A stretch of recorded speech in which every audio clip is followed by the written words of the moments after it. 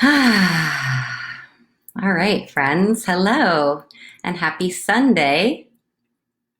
Thanks for joining me.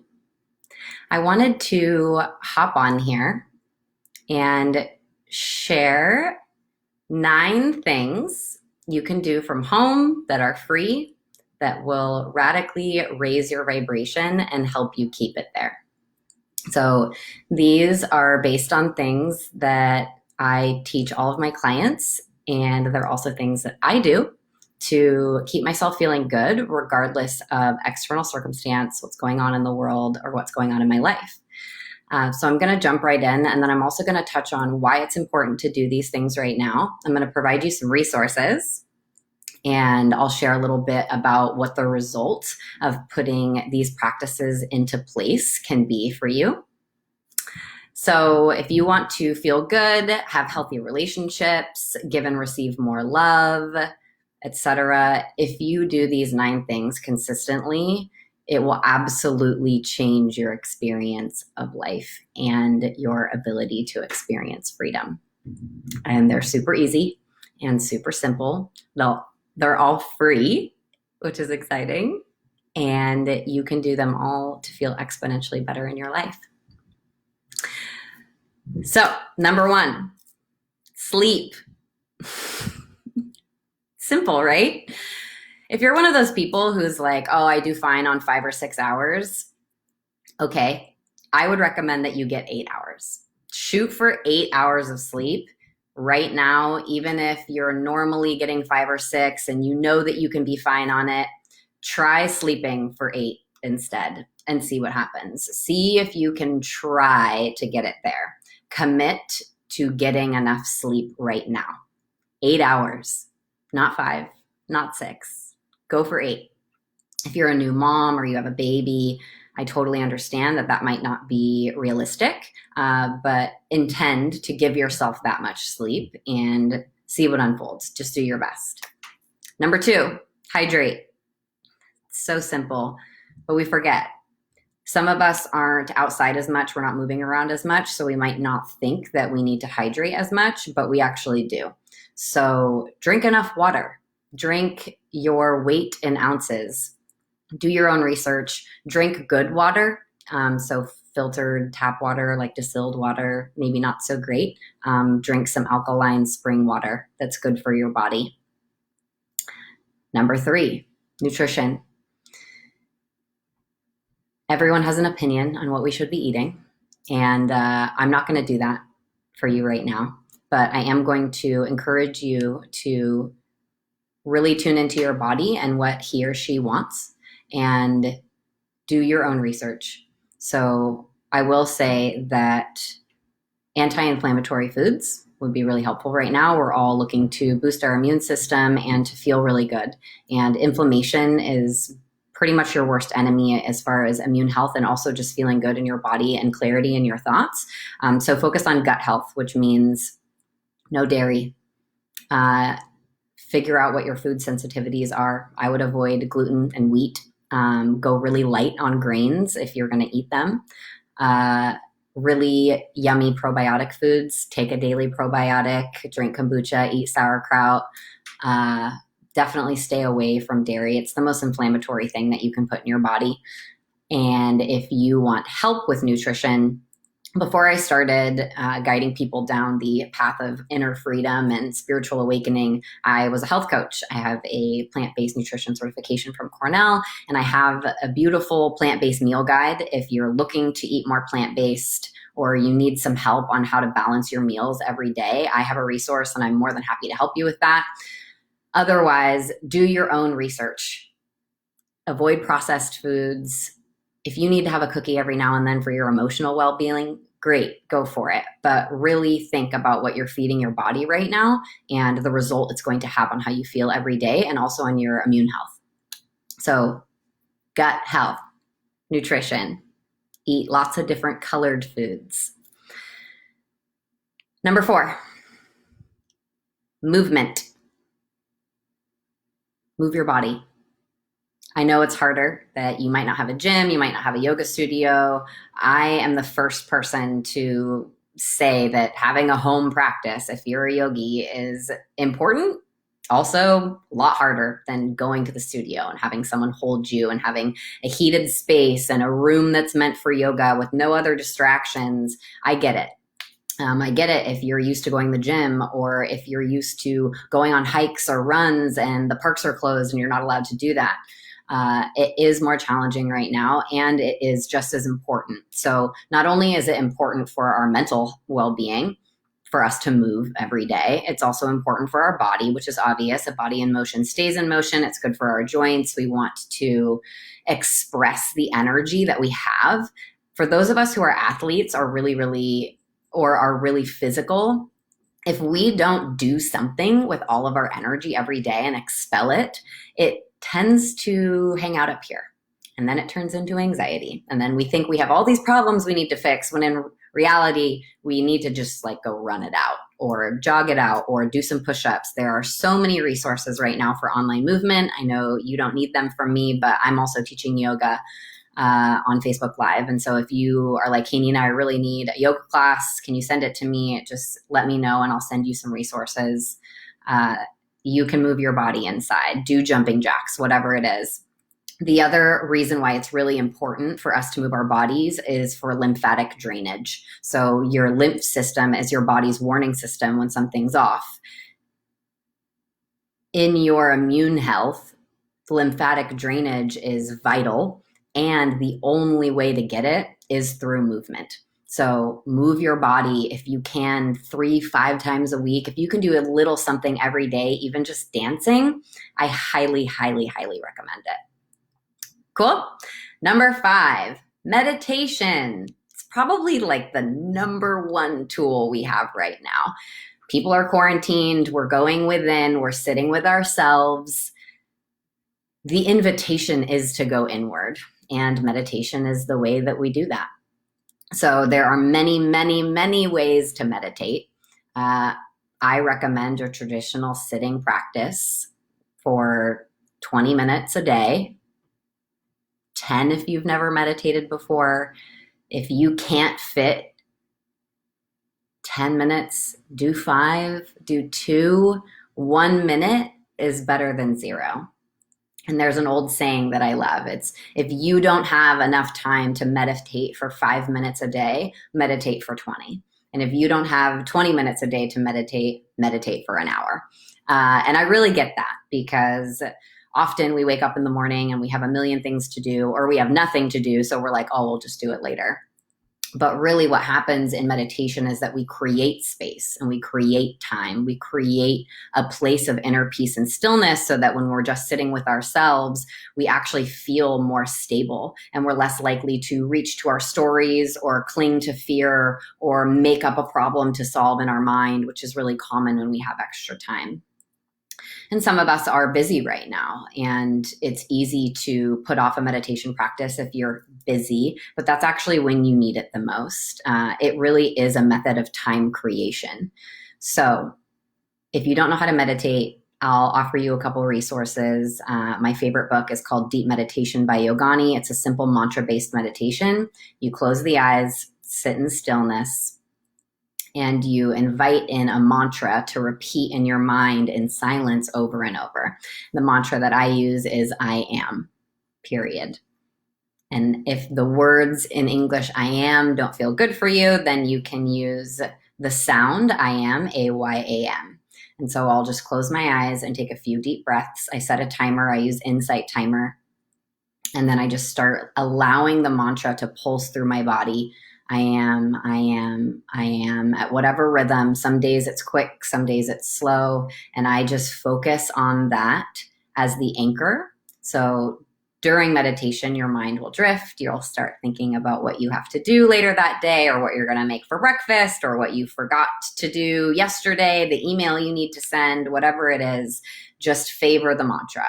So meditation is not about getting to that place of complete stillness and staying there, especially if you're first starting. It's about committing to the practice and knowing that the gift and the value and meditation is actually in the practice of it. It's not in the experience of it. So if you have a really tough meditation, it doesn't mean it didn't work. It works no matter what. So, I meditate every single day, no matter what. And some days are really, really hard.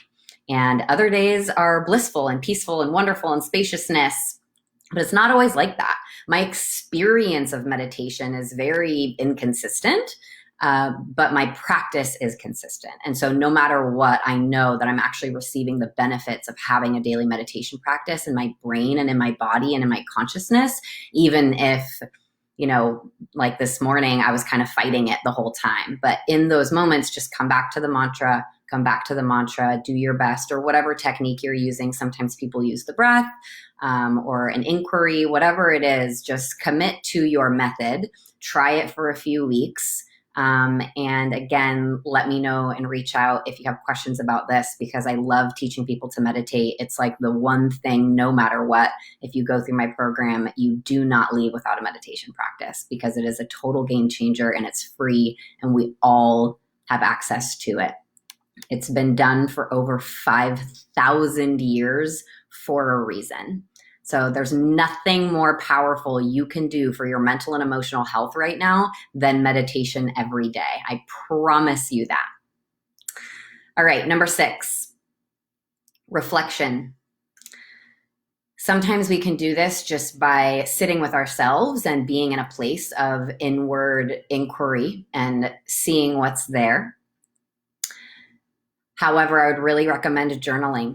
There's something about pen to paper that allows us to get whatever is living in our head or in our gut or in our heart, in our body. We store emotional energy in our hips. We store it in a lot of different places. Sometimes we store it in our throats.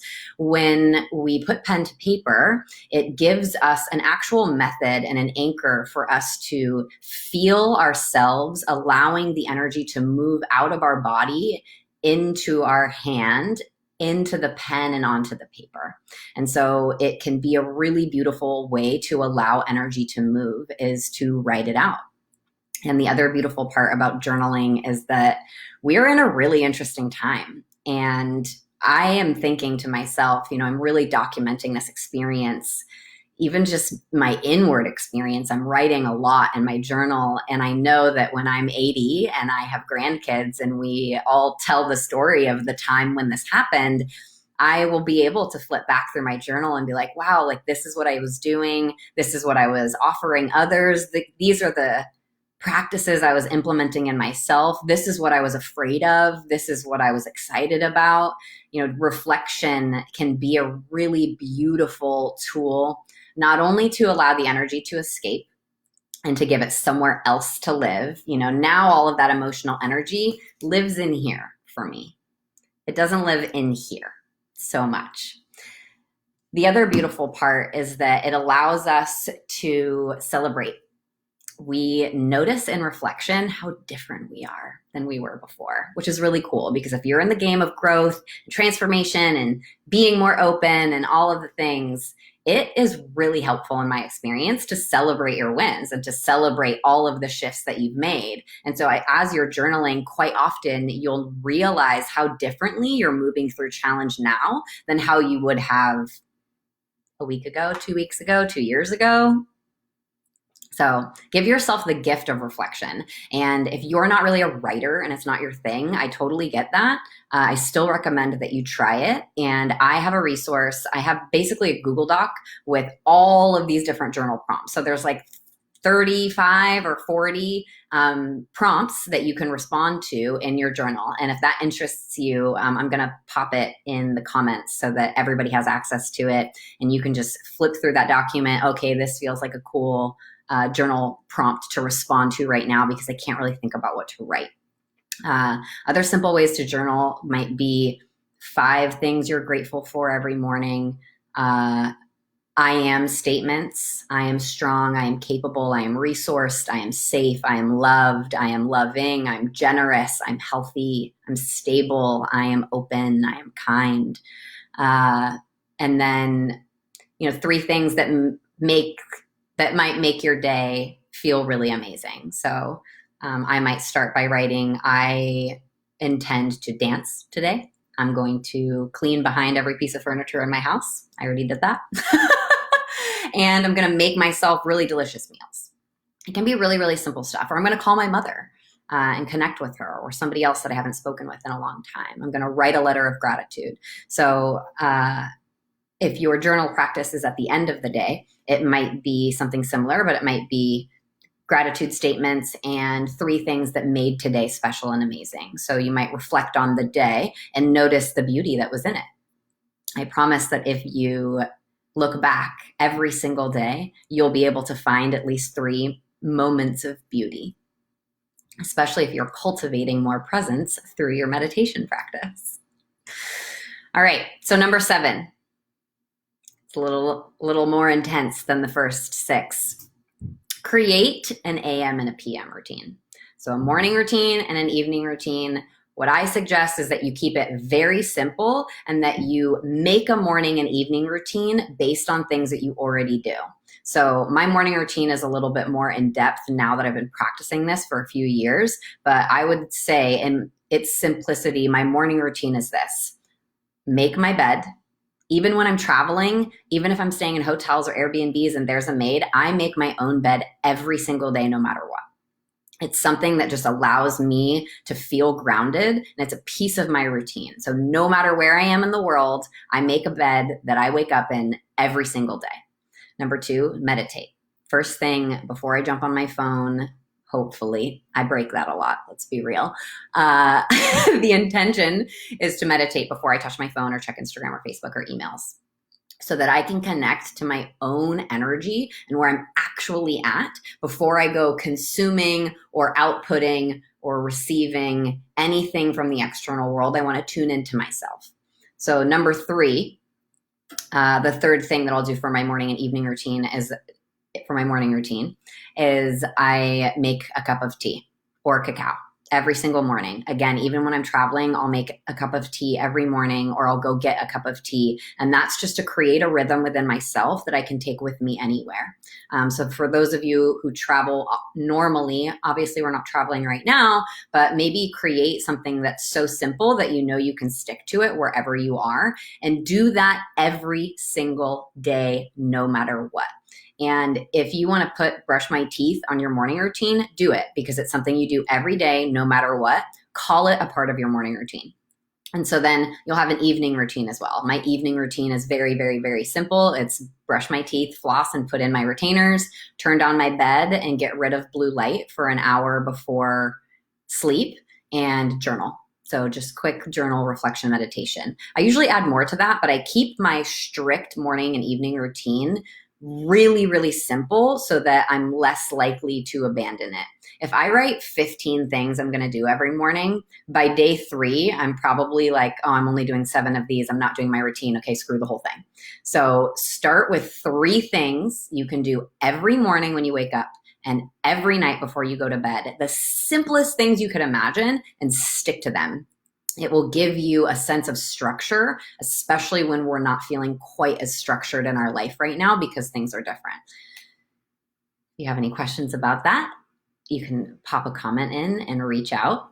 Thank you, Rick. I'm seeing all of your comments here. So if you have any questions while I'm sharing, please let me know. Thank you, Keith and Kayla. All right, number 8. This also will take a little bit of time to set up, but it will be one of the biggest gifts that you give yourself ever, is calendaring. Create a calendaring process. Use Google Calendar, not the iPhone calendar that comes with your iPhone. The Apple Calendar is crap. I'm sorry if you're using it right now, but use Google Calendar. It integrates with Zoom. It integrates with all these different plugins. It automatically sends invites.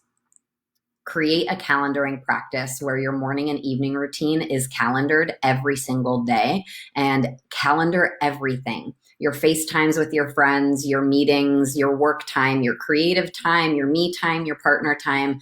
Put it in your calendar so that when you wake up in the morning, especially during this time where we're like, okay, it's morning, now what? You feel like you have an idea of what your day is going to feel like, and you have structure. Structure creates freedom. A lot of people who want freedom are resistant to the idea of creating structure because they just want to do whatever, whenever. But I'll tell you, a lot of people look at the amount of structure in my life and they think, what the hell? You're all about freedom and you teach freedom and you are so structured and routined. And my response to that is exactly what allows me to have freedom. That's what allows me to play with my open free time because I'm never worried about what's not getting done.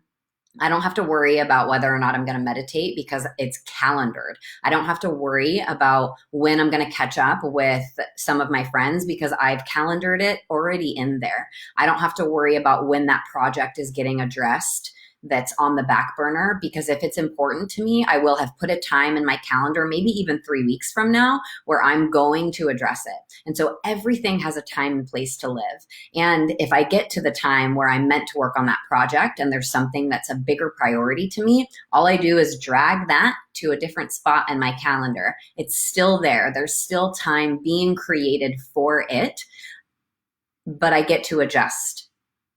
So calendaring will change your life. It will create so much freedom and structure. And if you want a little video on how to do that, I can offer you guys that as well. I have one already created on YouTube. All right, so that's the bulk of it. And when I had originally planned to do this live, it was those 8 things. And then I realized there's something else that I actually do every single day. And it's something that's new to what I teach.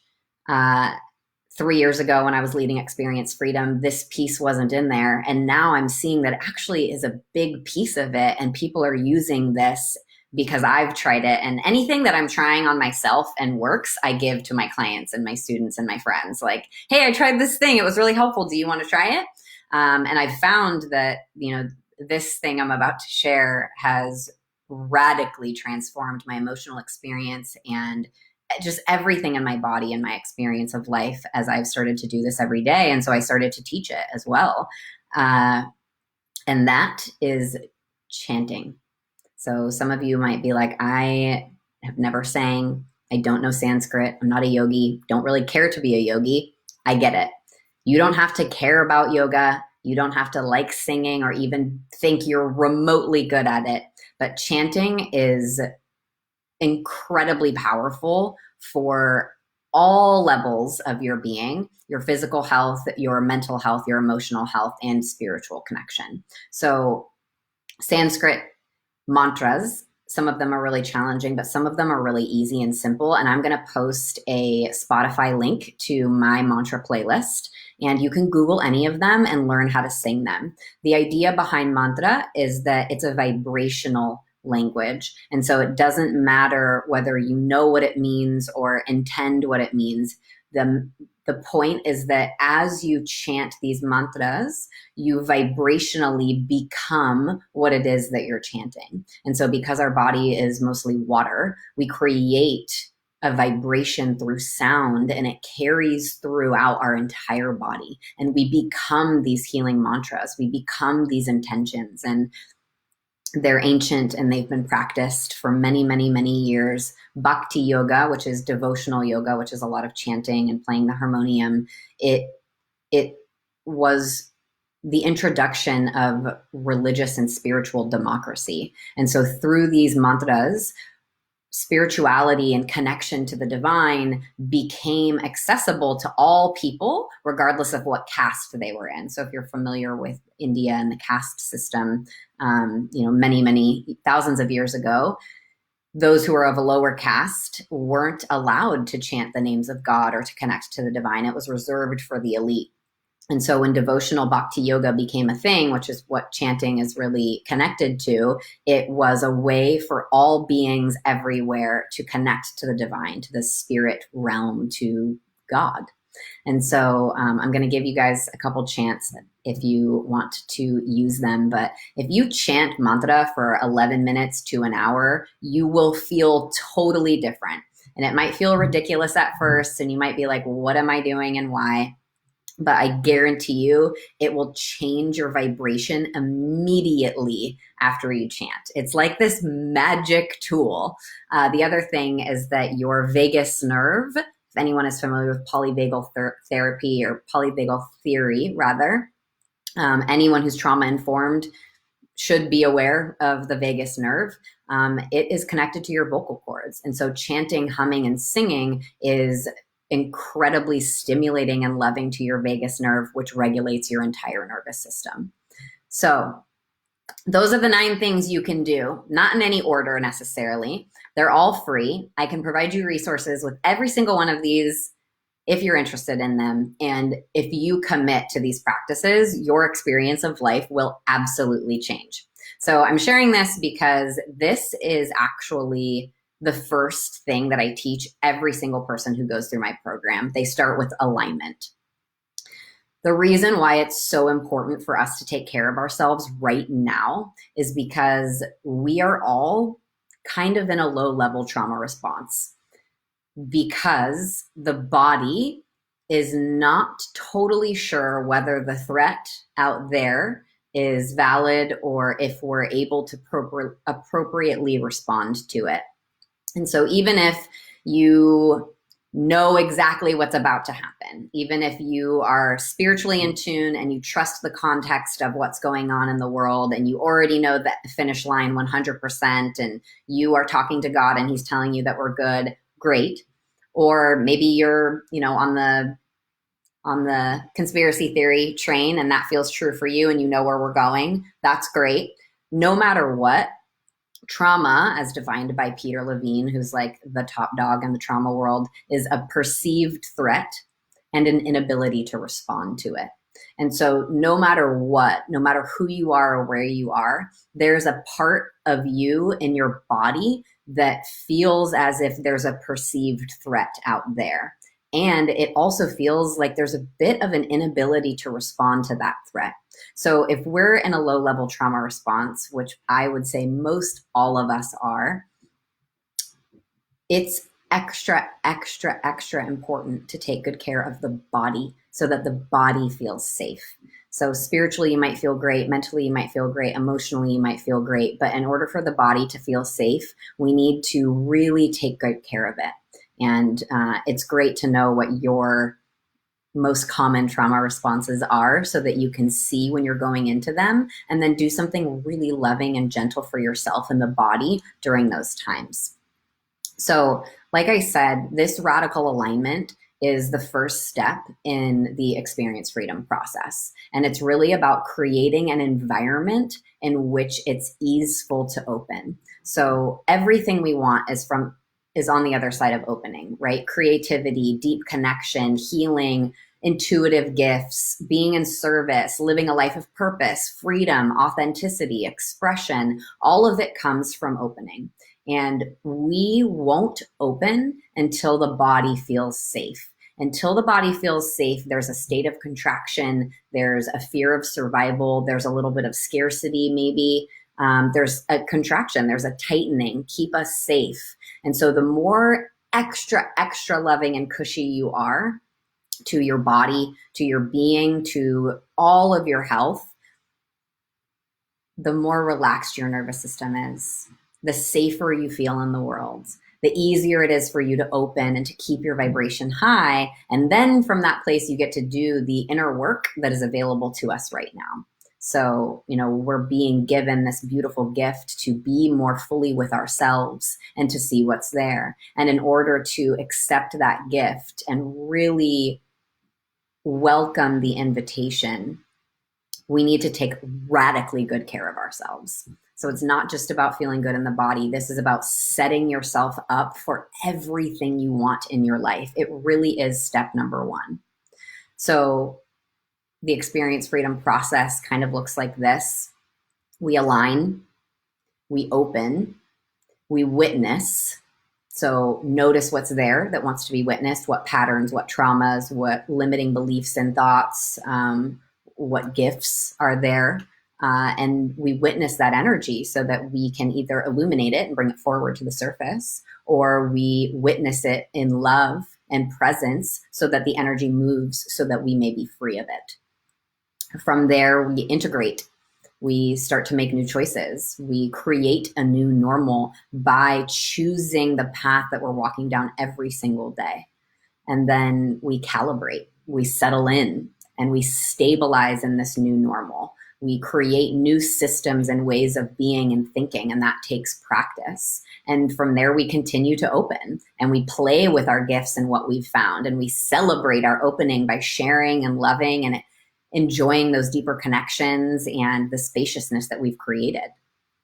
So in my experience, if you take good care of yourself so the body feels safe and have an intention to open, the programs that are running in the background and all the energy that wants to be witnessed just rises to the surface.